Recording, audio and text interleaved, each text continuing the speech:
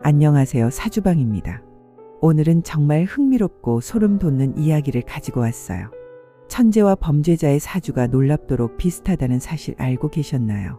역사를 바꾼 위대한 예술가와 세상을 충격에 빠뜨린 연쇄살인범이 거의 같은 사주 구조를 가진 경우가 있습니다. 같은 팔자를 타고났는데 한 사람은 인류의 공헌하고 한 사람은 파멸의 길을 걷죠. 도대체 무엇이 이들의 운명을 갈랐을까요?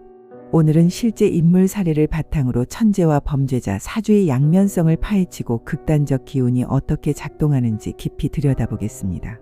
명리학에서 가장 충격적인 발견 중 하나는 극단적인 성공과 극단적인 실패가 같은 뿌리에서 나온다는 점입니다.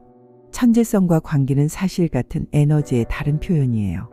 사주에서 특정 오행이나 십성이 지나치게 강하면 그 에너지가 폭발적으로 발현됩니다. 문제는 이 폭발이 어느 쪽으로 향하느냐죠. 한 천재 화가의 사주를 살펴본 적이 있어요. 편인과 상관이 극도로 강한 구조였습니다. 편인은 비주류적 사고와 독창성을, 상관은 기존 틀을 깨는 반항심을 의미하죠. 이 에너지가 예술로 승화되면서 그는 시대를 앞서간 혁명적 작품을 남겼어요. 하지만 같은 시기 비슷한 사주를 가진 어떤 범죄자는 그 에너지를 사회 규범 파괴로 표출했습니다.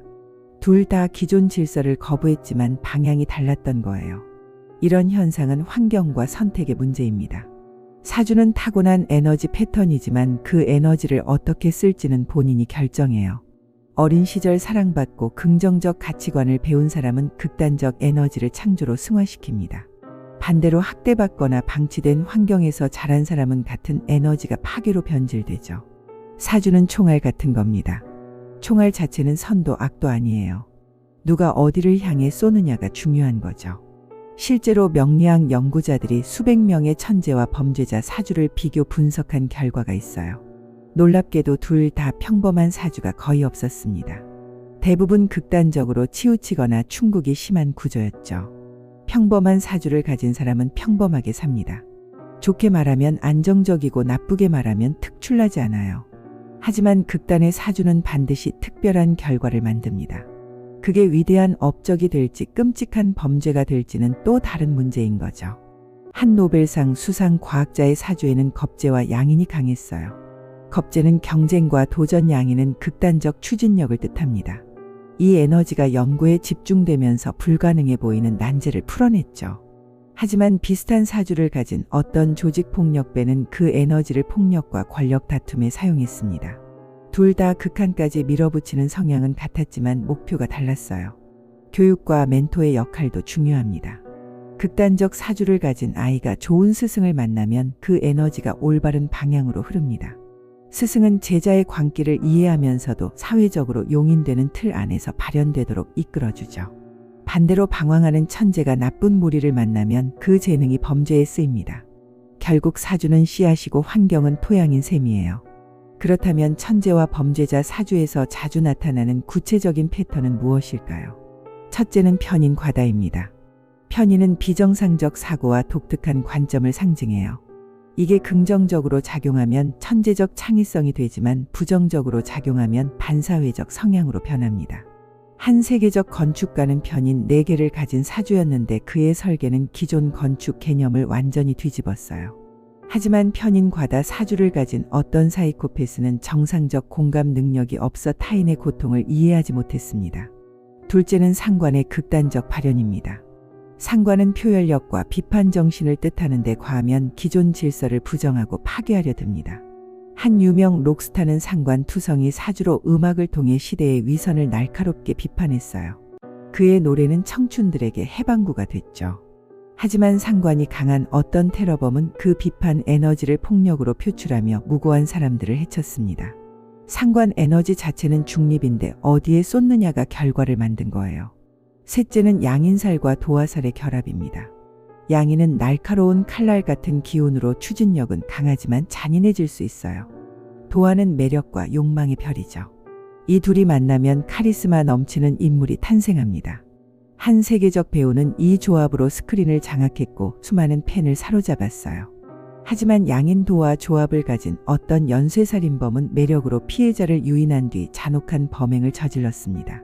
같은 매력과 추진력이 정반대로 쓰인 거죠. 넷째는 식신과 상관이 모두 강한 구조입니다. 이런 사주는 표현 욕구가 폭발적이에요. 반드시 자기 생각과 감정을 세상에 쏟아내야 합니다. 한 베스트셀러 작가는 이 에너지로 하루 종일 글을 쓰며 수십 권의 책을 냈어요. 그의 작품은 사회를 변화시켰죠. 하지만 같은 구조를 가진 어떤 사이버 테러범은 인터넷의 혐오 발언과 위협글을 쏟아내며 사회를 혼란에 빠뜨렸습니다. 다섯째는 겁재와 비겁의 과다입니다. 이는 강한 자아와 경쟁심을 뜻해요. 타협하지 않고 끝까지 밀어붙이는 성격이죠.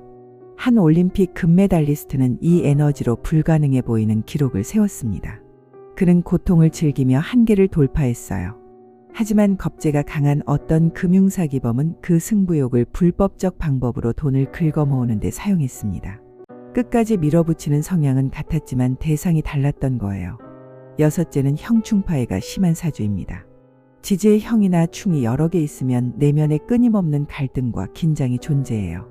이 불편함이 창작 동력이 되기도 하지만 폭발적 분노로 변하기도 합니다. 한 천재 음악가는 평생 내면의 고통을 음악으로 승화시켰고 그의 곡은 수백 년이 지난 지금도 연주됩니다. 하지만 형충이 심한 어떤 범죄자는 참지 못하고 충동적으로 폭력을 행사했죠. 내면의 불안정함을 다루는 방식이 완전히 달랐어요. 그렇다면 극단적인 사주를 타고났을 때 어떻게 해야 천재의 길로 갈 수 있을까요?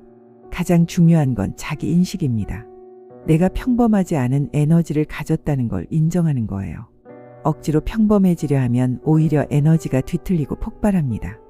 대신 그 특별함을 인정하고 건설적으로 쓸 방법을 찾아야 해요. 둘째는 출구를 만드는 겁니다. 극단적 에너지는 반드시 분출돼야 해요. 막아두면 결국 파괴적으로 터집니다. 예술, 스포츠, 연구, 사업 등 자신의 에너지를 쏟아부을 건강한 출구를 찾으세요. 편인이 강하면 창작 활동을 하고 상관이 강하면 비평이나 개혁 운동에 참여하면 됩니다. 겁재가 강하면 경쟁, 스포츠나 영업 같은 분야가 좋아요. 셋째는 윤리적 기준을 세우는 겁니다. 천재와 범죄자의 차이는 결국 도덕성이에요.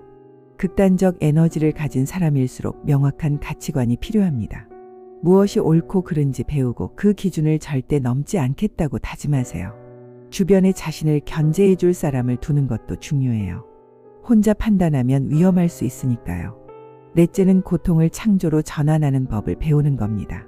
극단적 사주를 가진 사람은 대부분 삶에서 큰 고통을 겪어요.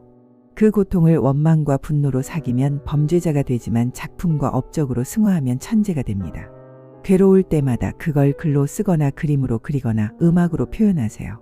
고통은 최고의 연료가 될 수 있어요. 다섯째는 멘토를 찾는 겁니다.